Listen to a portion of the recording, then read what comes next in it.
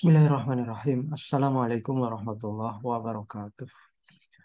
Baik, eh, para mahasiswa semua, saya sampaikan selamat. Kita pada pagi ini akan memulai pertemuan kita yang pertama pada mata kuliah entomologi pertanian. Baiklah, eh, entomologi pertanian merupakan salah satu mata kuliah wajib pada jurusan kita, jurusan proteksi tanaman ini, mata kuliah wajib pada semester 3.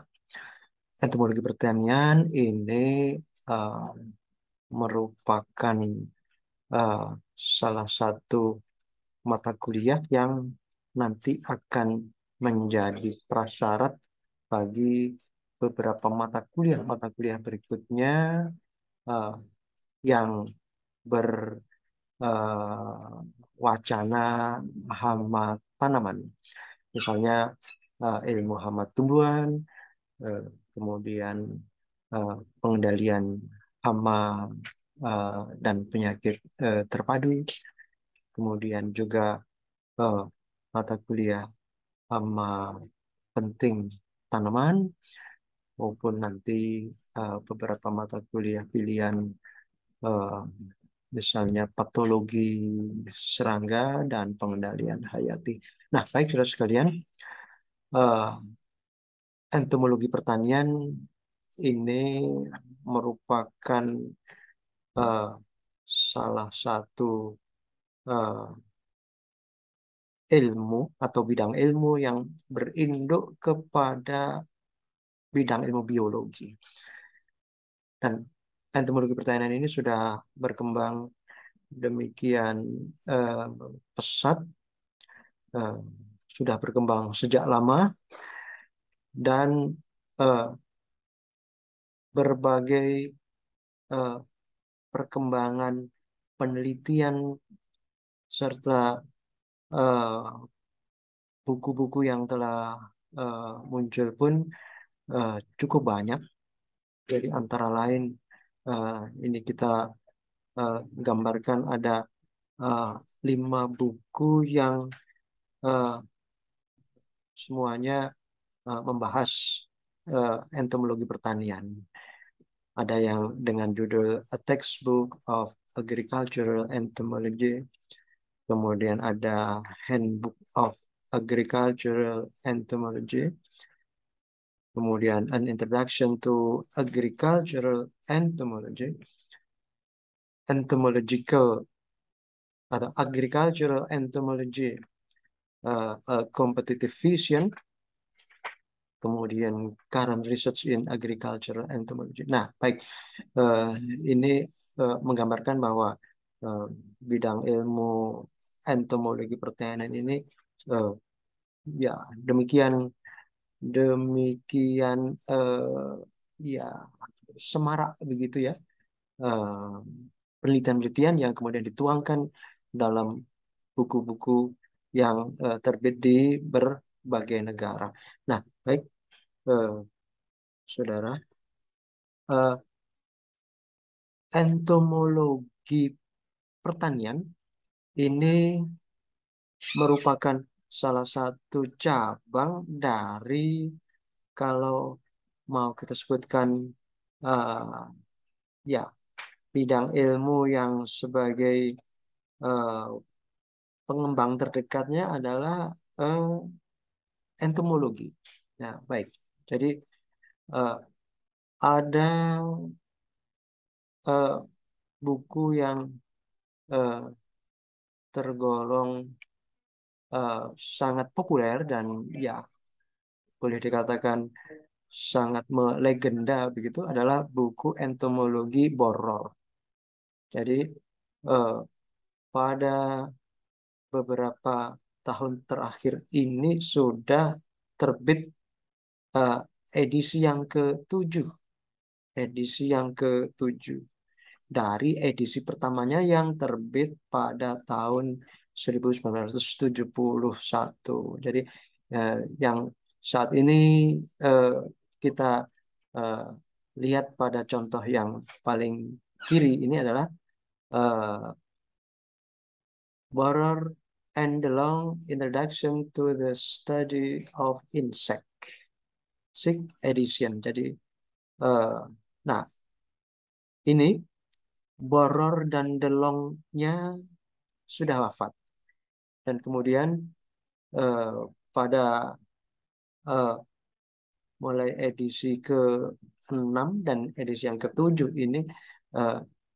buku Borer dan DeLong, Introduction to the Study of Insect, yang pada awalnya eh, ditulis oleh eh, beliau berdua, Borer and DeLong ini, eh, dilanjutkan ditulis oleh Norman F. Johnson dan Charles Triplehorn pada edisi ke-7 ini.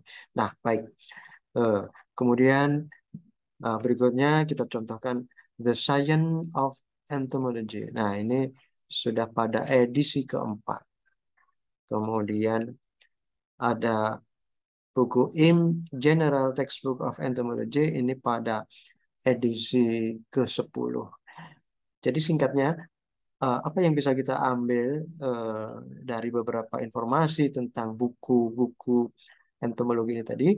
Nah, kita bisa mengambil apa itu namanya, informasi bahwa bidang ilmu entomologi dan kemudian entomologi pertanian sudah demikian berkembang dengan pesat dan cepat begitu. Nah, eh, baik, eh, entomologi pertanian itu eh, sebagai salah satu mata kuliah wajib yang menjadi dasar untuk eh, para mahasiswa membahas eh, bidang-bidang ilmu yang berkembang pada wacana hama tanaman. Nah, ini eh, tujuan umum pembelajaran mata kuliah entomologi pertanian ini, yang pertama agar mahasiswa memahami batasan pengertian dan mampu eh,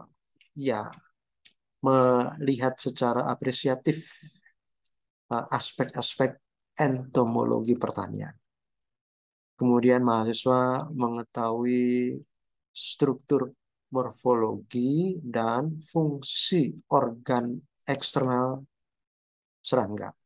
Mahasiswa mengetahui struktur dan fungsi organ internal serangga. Mahasiswa bisa memahami pertumbuhan dan perkembangan serangga. Mahasiswa eh, mampu memahami sistematika atau penggolongan dan identifikasi serangga, serta mahasiswa memahami proses serangga bisa berperan menjadi hama dan beberapa hal-hal pokok tentang teknik pengendalian. Nah, itulah tujuan umum pembelajaran mata kuliah ini, mata kuliah entomologi pertanian. Apa itu batasan pengertian entomologi pertanian? Jadi entomologi pertanian itu secara sederhana, ya, eh, kita mulai dulu dengan satu kata entomologinya. Entomologi secara sederhana yaitu ilmu yang mempelajari serangga. Ilmu yang mempelajari serangga. Nah, mungkin itu yang secara sederhana. Kemudian entomologi pertanian eh, adalah mempelajari serangga dan beberapa jenis yang dekat dengan serangga, yang dalam hal ini nanti secara praktis yaitu eh, jenis-jenis serangga secara pokok dan kemudian ditambah dengan tungau begitu ya. Nah, serangga ini bersama dengan tungau, nah ini ada tergabung dalam film Arthropoda, dan eh, keduanya berpisah atau eh, berbeda pada penggolongan di tingkat kelas begitu. Nah, baik baik serangga maupun tungau yang eh, berkait erat dengan kegiatan bidang pertanian, yaitu secara konkret, yaitu dalam peranannya yang merugikan tanaman, yaitu karena eh, perannya sebagai hama, maupun yang menguntungkan bagi tanaman, yaitu yang peranannya sebagai musuh alami yang memusuhi hama. Nah, baik. Jadi itulah eh, secara eh, poin-poin pokok entomologi pertanian itu mempelajari apa begitu ya. Nah, baik. Baik, saudara sekalian, di dalam mata kuliah ini, baik pada sesi-sesi kuliah dan kemudian pada sesi-sesi praktikum akan dibahas lebih eh, sisi-sisi eh, praktisnya, sisi-sisi terapannya begitu, sisi-sisi sesuatu yang bisa diamati secara langsung begitu. Nah, baik. Saudara sekalian, ini ada beberapa ilustrasi bahwa serangga memang menjadi eh, organisme pengganggu serta perusak tanaman yang paling dominan di antara berbagai organisme yang lain. Nah, baik. Jadi ini eh, diilustrasikan hama yang paling populer yaitu pada tanaman padi. Nah, inilah hama wareng batang coklat. Nah, yang paling kiri ini adalah eh, beberapa ekor yang potret dengan eh, zoom begitu ya, dengan dibesarkan.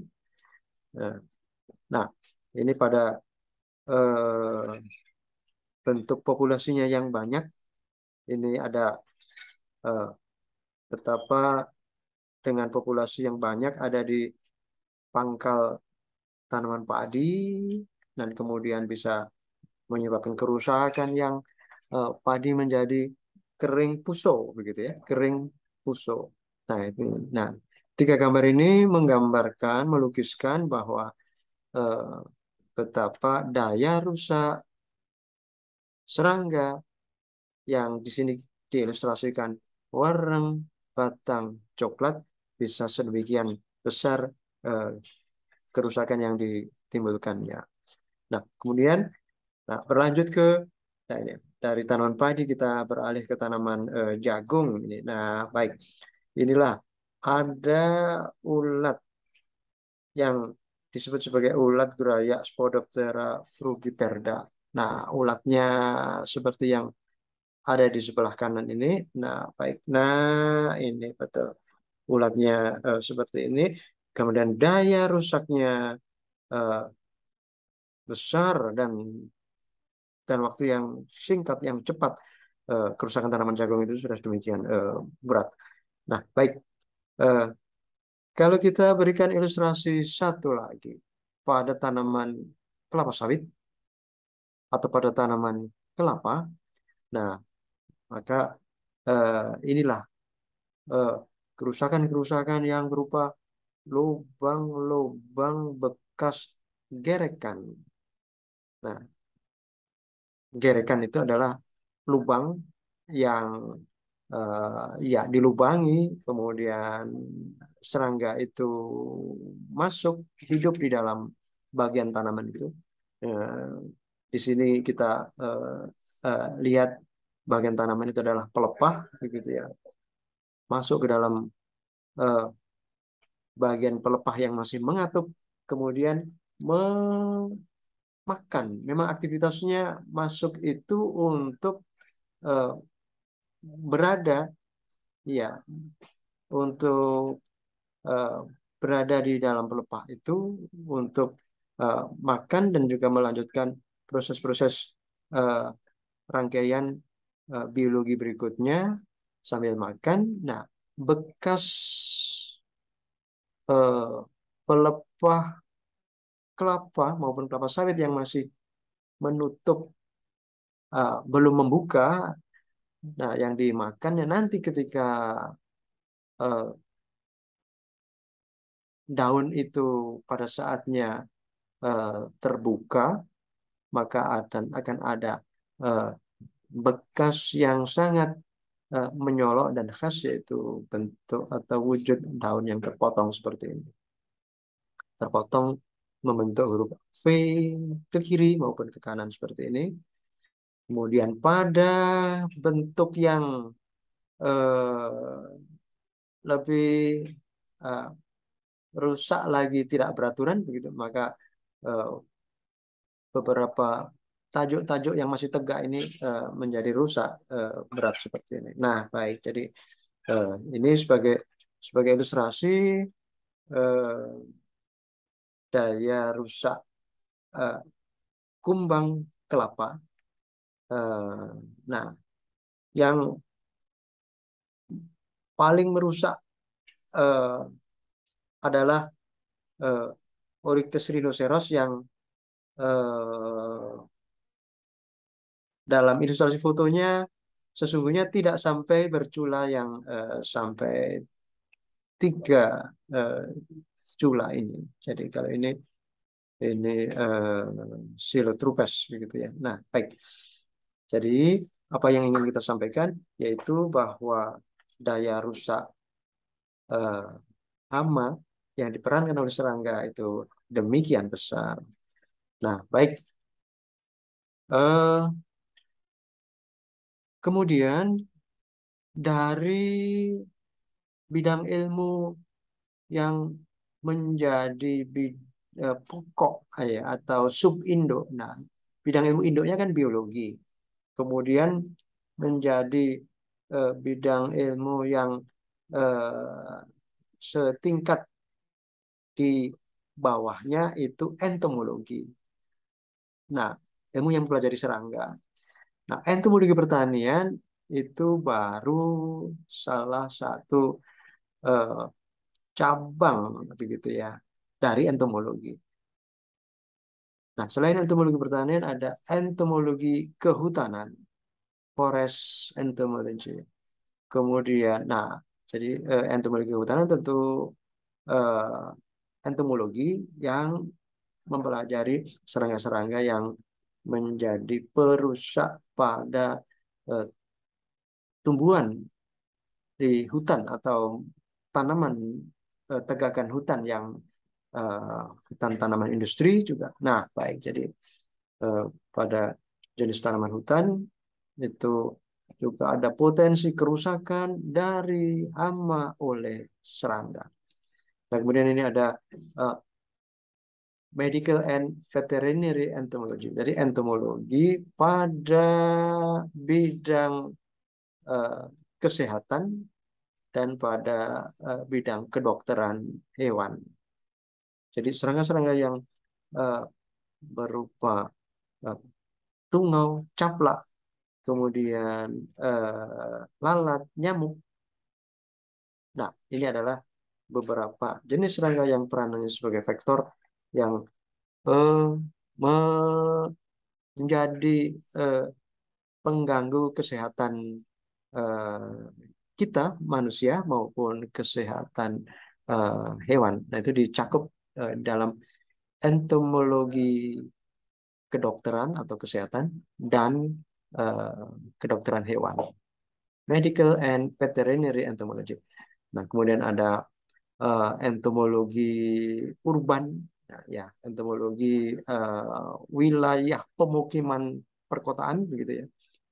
Kemudian entomologi yang menyerang produk dalam simpanan atau produk pasca panen, post harvest stored product. Nah, ini yang di dicakup oleh bidang ilmu entomologi pasca panen ini.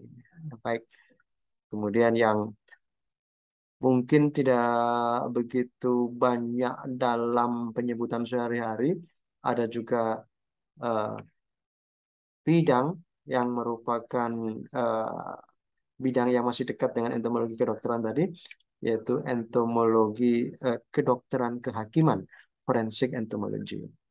Nah, baik, inilah beberapa cabang yang eh, dari waktu ke waktu ini menggambarkan eh, demikian berkembangnya cabang-cabang ilmu entomologi, yang entomologi pertanian yang menjadi mata kuliah yang sedang kita pelajari ini eh, baru salah satu dari cabang entomologi dari sekian cabang yang kita contohkan ini tadi.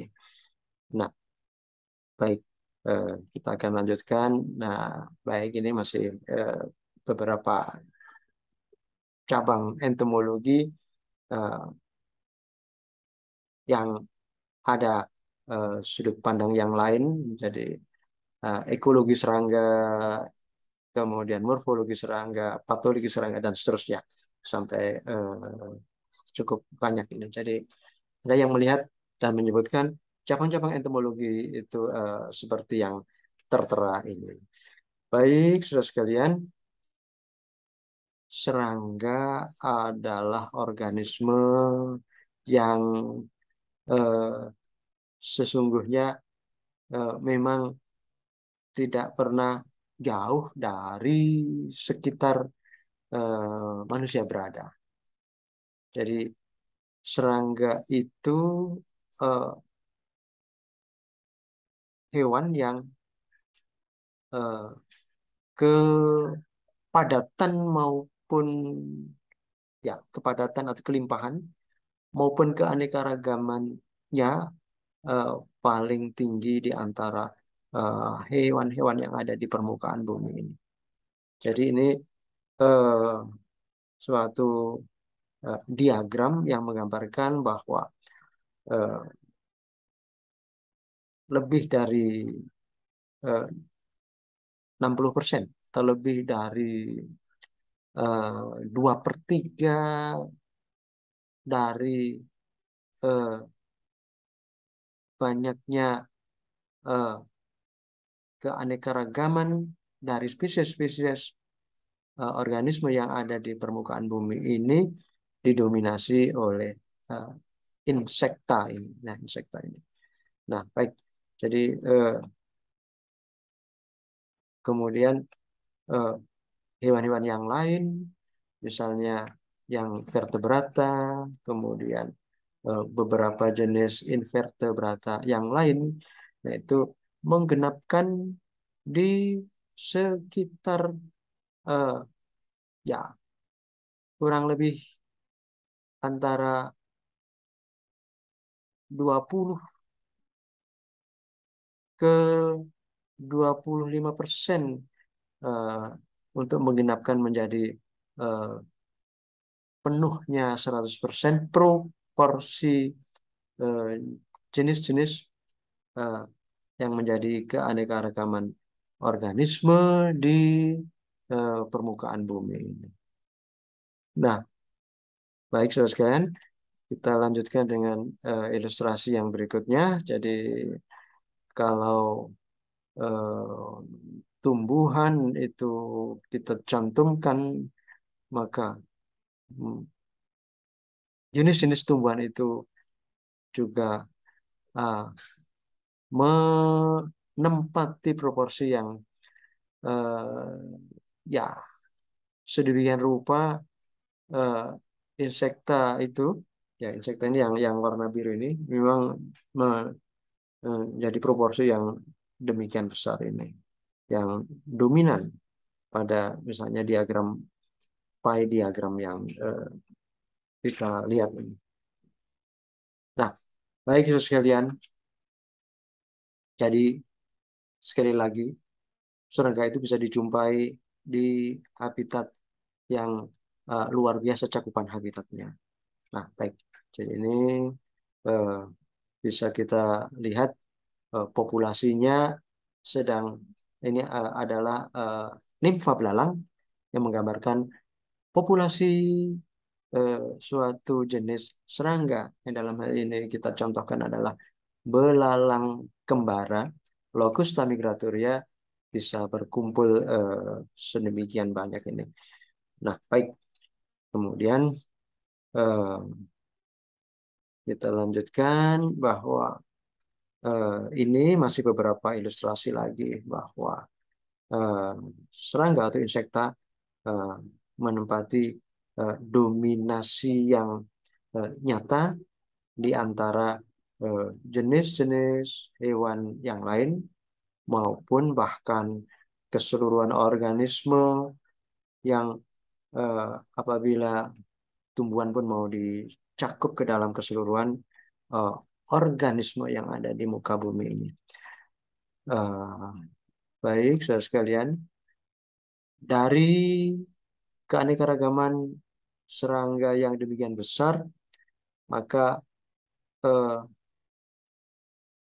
ada terpilah, jadi secara sistematika, secara ilmu taksonomi terpilah ke eh, ya kalau serangga itu sebagai kelas begitu ya dalam hierarki taksonomi atau hierarki penggolongan organisme itu sebagai kelas, maka eh, eh, terbagi menjadi eh, sekira mencapai 28 sampai 30 ordo yang ada di dalam kelas serangga. Nah, baik, ini eh, suatu ilustrasi dari sekian ordo itu, ordo serangga yang nama umumnya adalah kumbang atau ordo Coleoptera, merupakan ordo yang eh, paling tinggi jenis keanekaragaman spesiesnya. Nah, kemudian menyusul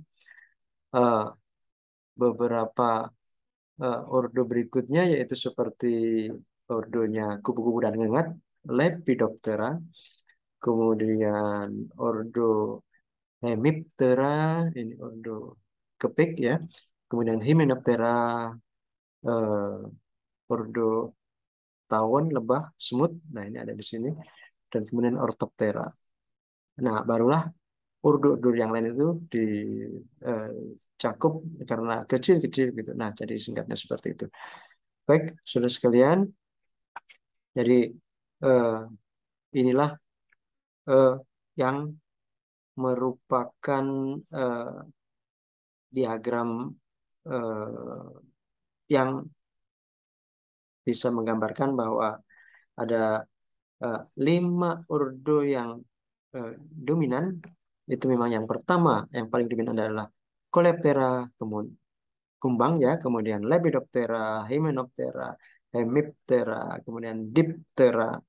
Nah, itu merupakan 5 ordo yang eh, banyaknya jenis atau keanekaragamannya, diversity-nya paling tinggi. Nah, barulah menyusul nanti ada Neuroptera, Odonata, Blattodea, Mantodea, dan seterusnya. Itu pada proporsi jenis yang lebih yang relatif kecil. Baik, nah ini ilustrasi yang menggambarkan eh, ini adalah Isoptera. Nah, baik. Kemudian ini adalah Orthoptera, begitu ya. Kemudian Dermaptera kiri bawah. Kemudian Thysanoptera yang ada di tengah ini, ya baik. Kemudian Odonata atau capung yang ilustrasinya tidak tidak diberikan di sini. Nah, baik. Eh, nah, ini Hemiptera. Berturut-turut adalah Hemiptera. Ini ada yang eh, jadi Hemiptera itu eh, kepik dan warang dan kutu, begitu ya. Nah, ini kepiknya. Nah, warang dan kutunya ada di sini. Nah, kutu daun maupun kutu putih yang diilustrasikan di sini. Nah, ini beberapa ilustrasi untuk ordo-ordo mulai dari Lepidoptera, kemudian Coleoptera ini kumbang serta Hymenoptera. Baik, saudara sekalian, sebagai eh, semacam penutup dan pemberi motivasi, eh, entomologi merupakan bidang ilmu yang eh, diminati dan dikembangkan demikian pesat. Para peminatnya pun berhimpun dalam suatu organisasi atau himpunan yang disebut dengan PEI, Perhimpunan Entomologi Indonesia, PEI. Nah, baik. Jadi ini ada eh, website yang melukiskan bahwa PEI adalah eh, tempat atau wahana wadah untuk berhimpun ya para peminat pengembang dan eh, yang sedang mempelajari entomologi, eh, termasuk salah satunya entomologi pertanian, entomologi yang berkaitan dengan eh, kegiatan eh, bidang pertanian. Nah, baik. Ini melengkapi bahwa Perhimpunan Entomologi Indonesia menerbitkan eh, Jurnal Entomologi Indonesia atau JEI sebagai eh, wadah atau forum untuk mendiseminasikan hasil-hasil penelitian. Baiklah, eh, sekian kuliah yang pertama ini. Eh, Insya Allah akan kita lanjutkan dengan kuliah yang pertemuan berikutnya pada lain waktu.